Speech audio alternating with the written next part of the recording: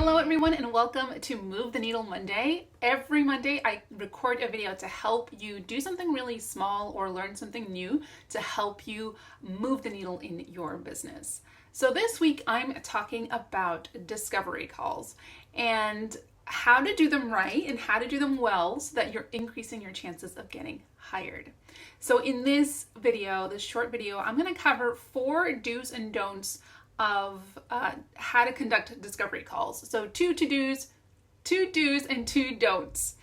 What are discovery calls? First of all, discovery calls are basically the calls that you get on with a prospect or a lead or a potential client to see if they're a good fit for you and whether you're a good fit for them. So it's a very two-way kind of engagement where you're both trying to suss out whether you're a good fit for each other. So you're trying to kind of see what your client needs, spot any red flags, and they're trying to see if you're a competent, capable individual for the role that they need filled.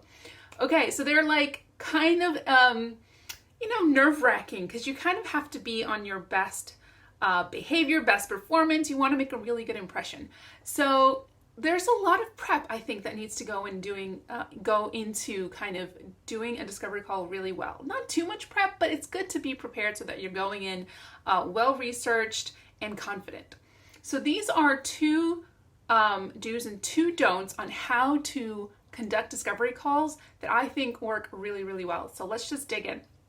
So number 1, do create notes for what you want to say or what you want to ask on the call.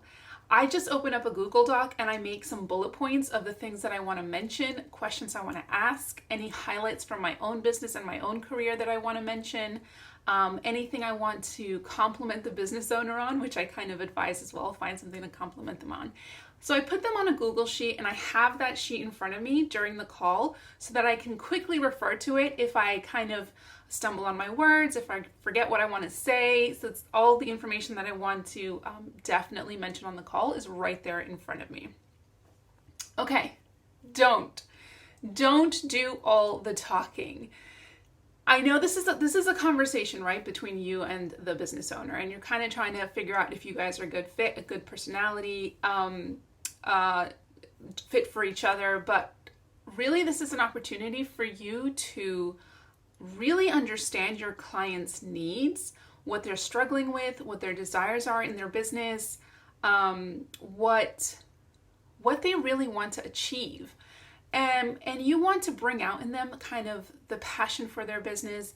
You want to bring out, and you want to show that you are genuinely interested in their business. So the key thing in these conversations is for you to listen, allow the business owner to do a lot of the talking, and for you to ask the right questions. Ask clarifying questions. Ask questions that get them to talk a little bit more about their business, get them excited talking about their business, about what they can achieve by hiring you. And this will just give you an opportunity to really soak all of that in.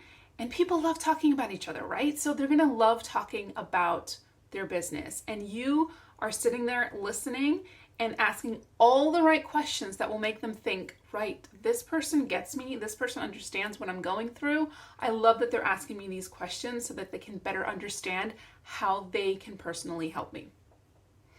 So, 3rd point, do record the conversation if you can.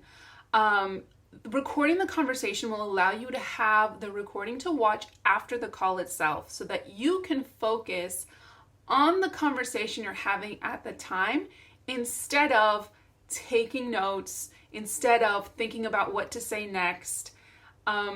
You can use the recording to get all the information that you need to then create a really good proposal for the client. So you're not distracted trying to take notes, okay? So if you can, if you're recording on your own Zoom account or your own Team Meets or whatever it is that you're using to do your video call, try to record the call if you can, and definitely tell your client that you're recording the call so that you can take notes afterwards. And lastly, okay, the 4th point, don't commit to a rate or a timeline on the phone. You need to digest the information that you've just discussed. You need to really process their needs, and you need to take that information, take a step back and look at what the actual needs and scope of work are, so that then you can properly create a quote and a timeline based on those needs. Don't commit to anything on the phone because you really haven't had time to process all of that information. So if your client is pushing you to commit to a rate, you can kind of give them a general range or a starting from rate, but definitely don't lock yourself into a rate or a timeline without properly assessing the scope of work. Okay, those are my do's and don'ts. It's not a comprehensive list, but it's a good starting point, and I think some really, really good key things to remember when you're conducting discovery calls. If you like this video, subscribe at the link below, and follow on YouTube, leave a comment. I love your